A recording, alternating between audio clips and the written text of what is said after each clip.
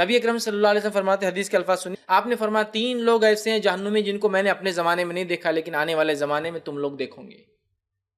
کہا اس میں سے ایک، 3 ہے، ایک بتا رہا ہوں، اس میں سے ایک فرمایا ایسی عورتوں کا ظہور ہوگا، ایسی عورتیں سامنے آئیں گی جو کپڑے پہنے ہوئے ننگی ہوں گی، جو کپڑے پہنے ہوئے ننگی ہوں گی. مطلب اتنا چست کپڑا، اتنا باریک کپڑا پہنیں گی کہ پہننا اور نہیں پہننا ایک ہی بات ہو جائے گا.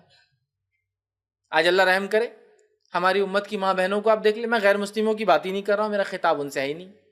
امت کی ماں بہنوں کو دیکھ لیں، کیا حالت ہو گیا لباس کا. ایک تو پردہ برقع پورا غائب ہے، اور اس پر وہ کپڑے جو انر ویئرس تھے اس کو باہر پہنے جا رہے ہیں. سلیکس کے پیجامے پہن کے وہ لڑکیاں باہر نکلی، سلیکس جو کہ اتنا چمٹ جاتا جسم سے، ایک تو ان ہائیجینک ہے، نقصان دہ اسکن کے لیے، پھر بھی بہرحال فیشن سب پہن رہے تو ہم کیسے پیچھے رہیں گے؟ جو حرکت کریں گے ہم وہ کریں گے نا، ہم تھوڑی پیچھے رہیں گے کسی حرکت میں. اتنا چست، اتنا پتلا، اتنا جسم کو چپک جاتا ہے کہ پہننا نہیں پہننا دونوں برابر ہوتے ہیں. کپڑے پہنے ہوئی ننگی ہوں گی تو جسم کے سارے اعضاء دکھ سکتے، مکمل چھلک سکتے. کیسے؟ پھر فرمایا وہ اونٹوں کی کوہان کے جیسے جوڑے لگائیں گی. اونٹوں کی کوہان، اونٹ دیکھا آپ نے؟ اونٹ کی کوہان، کوہان سمجھتے ہیں آپ؟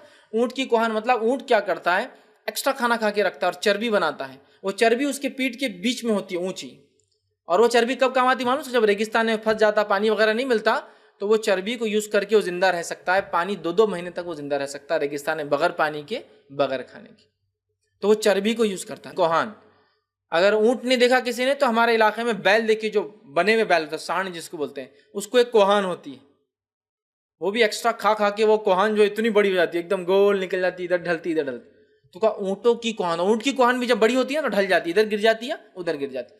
اونٹوں کی کوہان جیسے ہوں گے اور وہ اپنی گردنوں کو جھکا کر چلیں گی. ٹھیک ہے، جھکا کر چلیں گی. تو علماء لکھتے ہیں اس کے کوہان مطلب سر کے اوپر جوڑا ڈالیں گی، گردنوں کو جھکا کر چلنا. یہ رجھانے کے لیے، اٹریکٹ کرنے کے لیے یہ حربہ ہوگا. گردنوں کو جھکا کر چلیں گی، خود مائل ہونے والیاں ہوں گی اور مائل کرنے والیاں ہوں گی. خود اٹریکٹ ہوں گی مردوں کی طرف اور مردوں کو اپنی طرف اٹریکٹ کریں گی. جوڑا ڈالیں گی، ایک مخصوص سٹائل میں گردن رکھ کر چلیں گی. جوڑا بھی ہے گردن. آپ یہ سب چیزیں دیکھ سکتے ہیں آج کے ماحول میں، غیر مسلم اور مسلمان سب اس میں لگے ہیں اٹریکشن کے لیے. جوڑا ڈالیں گی، سر کو ایک طرح سے جھکا کر گردن کو چلیں گی. اور آپ کو پتا ہے نا، گردن کا ہر عمل ایک اشارہ کرتا ہے سامنے والے کو.